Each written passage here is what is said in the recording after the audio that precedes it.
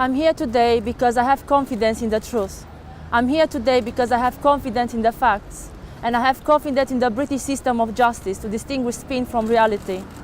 And the reality is this: without sufficient justification, Ely Council had decided to criminalize otherwise lawful behavior, to criminalize charitable activity that is needed by some of the most vulnerable women in our society. I am asking that justice be done for those women who have been ignored by Ely Council.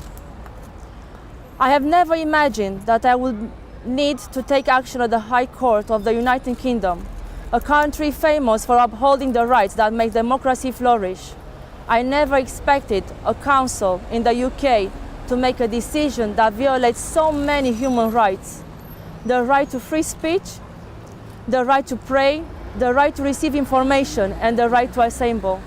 As an immigrant who loves so many of your tradition, I never expected to have to defend the right that keeps a healthy British democracy alive. Ely Council have helped Sister Supporter to ban, to criminalize a point of view and a way of life with which they disagree. In doing so, they didn't even try to hide their bias, to the point of wearing Sister Supporter badges on the evening they voted on the PSPO.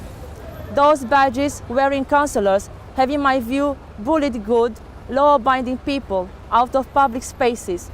They have a right to be in. They have excluded those who care for some of the most vulnerable women in society, and do so without any expectation of reward. I know, because I've benefited from their unconditional love. I urge people to read testimonies about their love on Be Here For Me website. More importantly, Ely Council didn't have to criminalize us. They choose to. Despite over 20 years of vigils operating peacefully without a single arrest, and despite a great relationship with the local police, the Cabinet chose the most extreme option available to them, and removing vigils entirely. The Council could have used existing powers that protect the vulnerable and keep peaceful vigil in place. Instead, they use a sledgehammer to crack a nut that does not exist. Ely Council has publicly accepted that vulnerable women want and need the help of pro-life vigils, yet they choose to remove that help.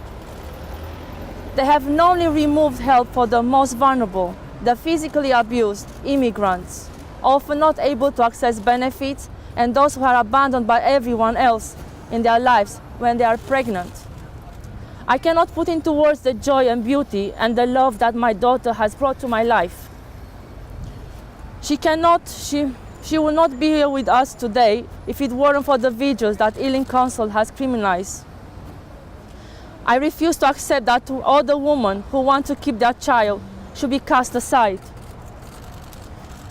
I refuse to accept that women should be punished for not finding the support they need before they get to abortion center. I know I speak for thousands when I say, I will not let this woman be punished, and I will not let this woman be cast aside. And once needed someone to be there for me, and now I'm here for them. Thank you.